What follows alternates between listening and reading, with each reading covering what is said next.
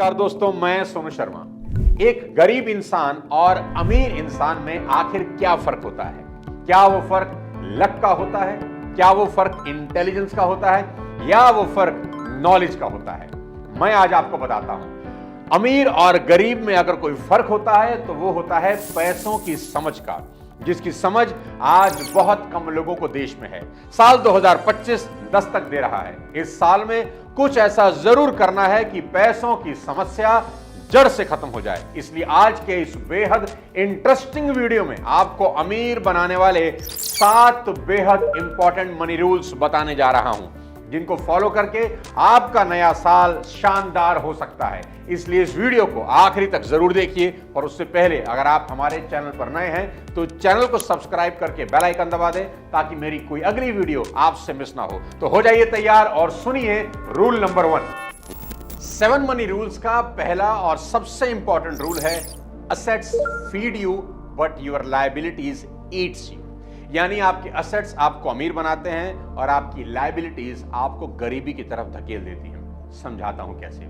दोस्तों, लायबिलिटीज उसे कहते हैं जिनकी वैल्यू वक्त के साथ निरंतर कम होती चली जाती है। सिंपल एग्जांपल है आपका मोबाइल फोन, जिससे आप ये वीडियो देख रहे हैं। इस फोन को जब से आपने डब्बे से बाहर निकाला है तब से आज तक इसकी वैल्यू हर दिन घटी ही है कि नहीं?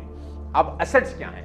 एसेट्स वो हैं जिनकी कीमत वक्त बीतने के साथ बढ़ती चली जाती है, जैसे जमीन, शेयर्स, गोल्ड। एक इंटरेस्टिंग कहानी से आपको समझाता हूं। साल 2007 में जब पहली बार आईफोन भारत में लॉन्च हुआ तो एक पिता ने अपने 2 बेटों को आईफोन खरीदने के लिए पैसे दिए। उस वक्त आईफोन की कीमत थी भारत में 20,000 रुपए। बड़े बेटे ने अपने पैसे से चमचमाता हुआ आईफोन खरीदा, खूब शान मारी। पर छोटा बेटा थोड़ा समझदार निकला। उसने उसी पैसे से एप्पल के शेयर खरीद लिए। जो उस वक्त एप्पल के शेयर की कीमत थी वो थी 180 रुपए एक शेयर की। इस तरह छोटे बेटे को आईफोन की कीमत में कुल 111 एप्पल के शेयर मिले।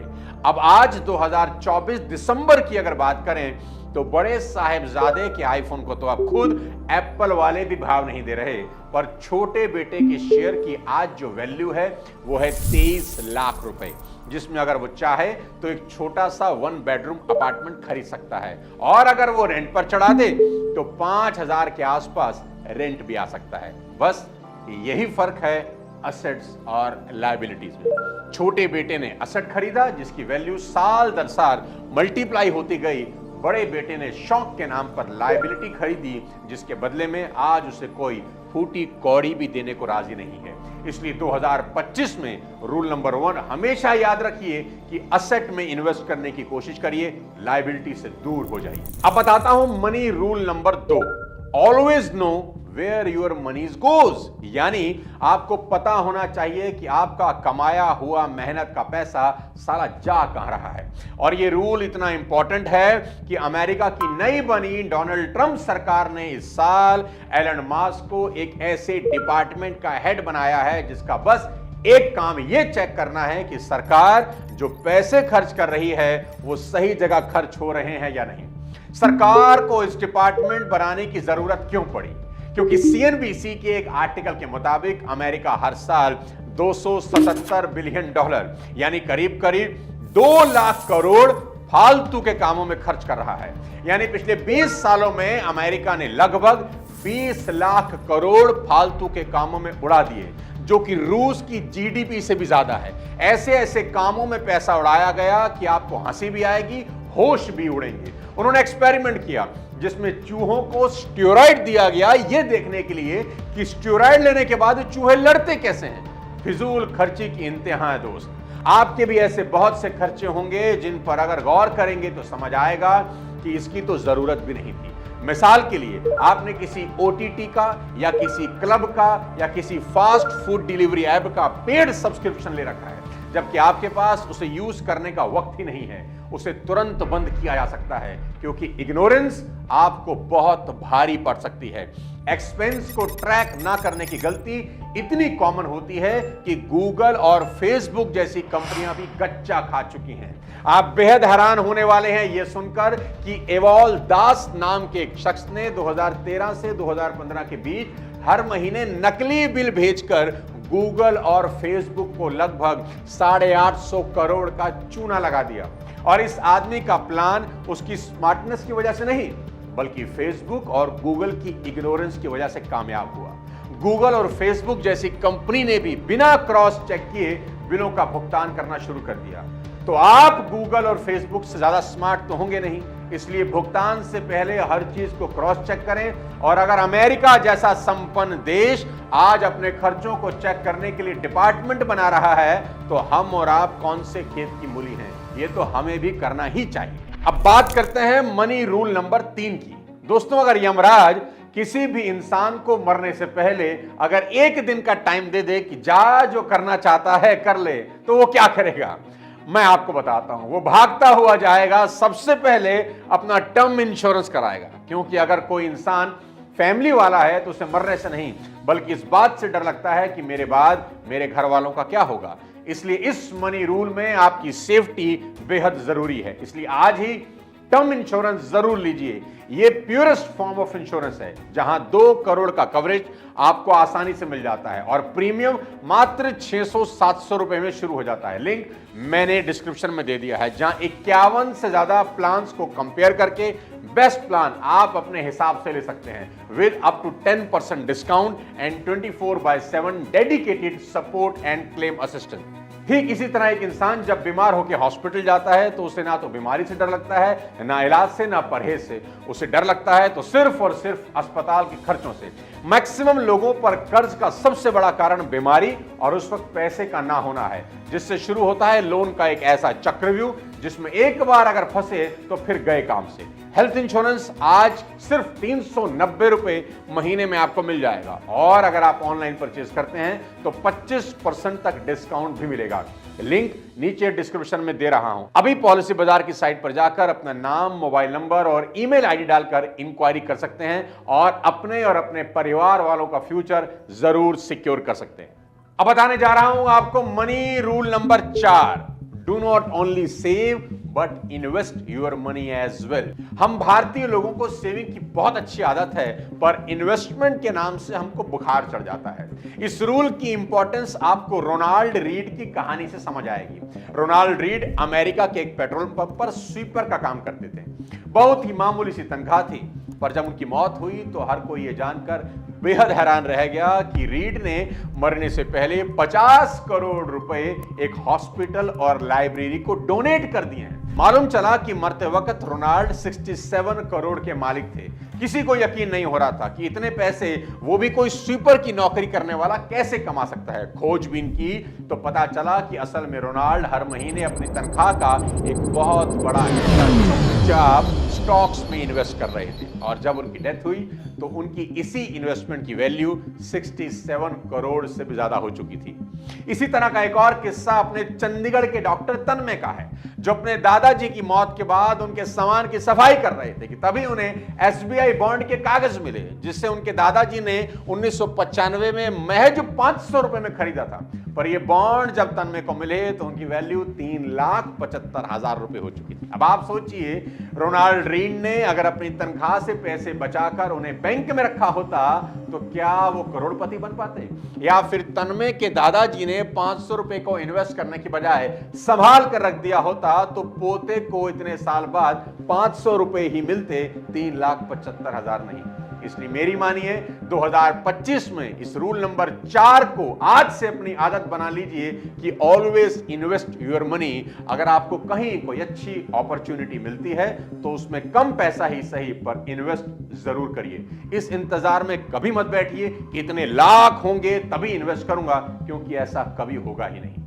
अब आगे चलते हैं और बात करते हैं आज के मनी रूल नंबर 5 की, जो कि है never ever depend on a single income source.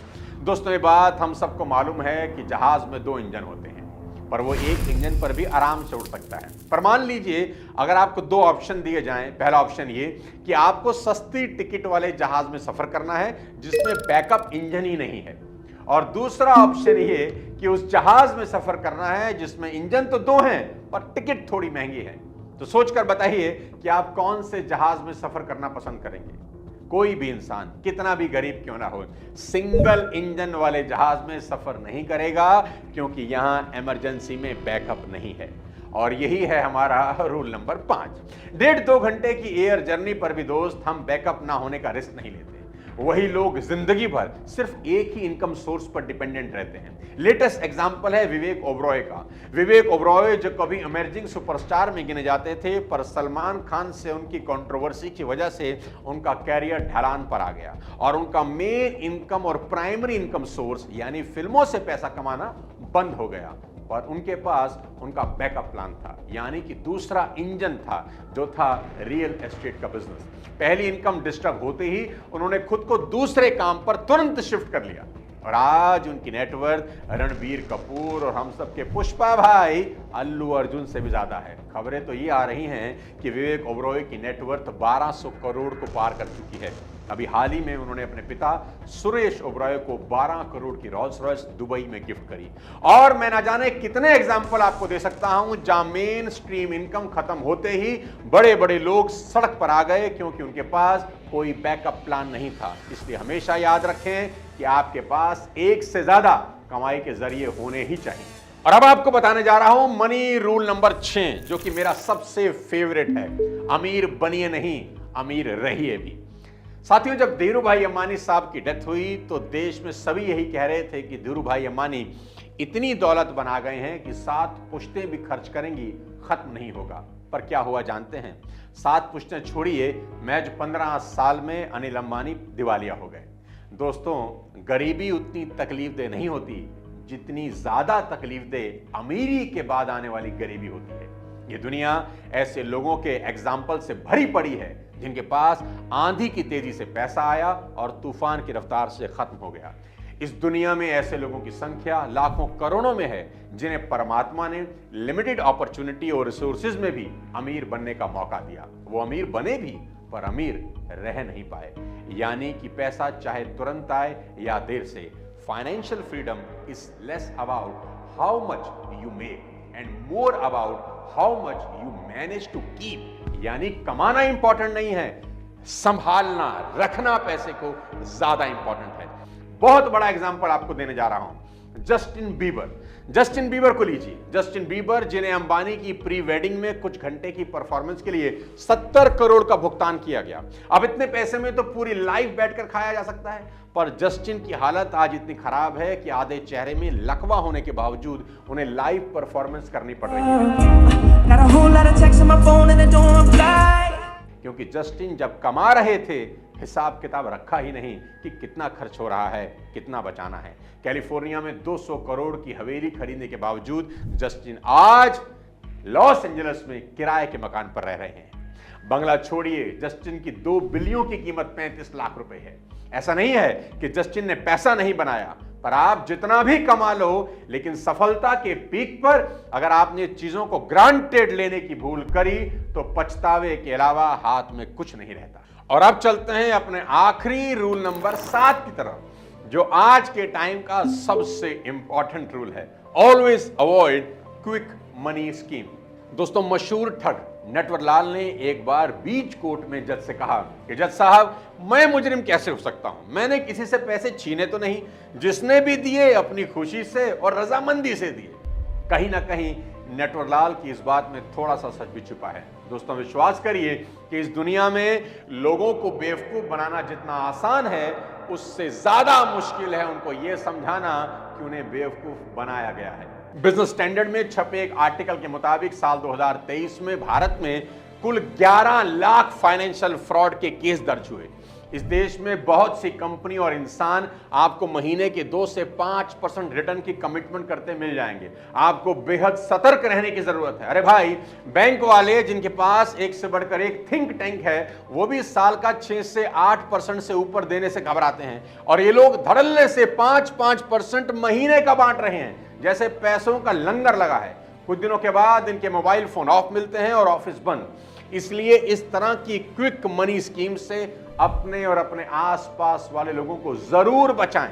दोस्तों, ये 7 मनी रूल 2025 में आपके अमीर होने और अमीर बने रहने की बुनियाद रख सकते हैं। इसलिए हर एक रूल को फॉलो करिए और 2025 को अपनी जिंदगी का अब तक का सबसे बड़ा साल बना लीजिए। और जो रूल सबसे अच्छा लगा हो कमेंट बॉक्स में लिखकर जरूर बताएं और इस वीडियो को अपने सभी चाहने वालों को नए साल 2025 का गिफ्ट समझकर शेयर कर दें। और टर्म इंश्योरेंस करवाना भूल कर भी ना भूलिए। अगले किसी और वीडियो के साथ जल्द आपसे मुलाकात करता हूं, तब तक अपने स्वास्थ्य का ध्यान रखिए। Thank you so much. जय हिंद।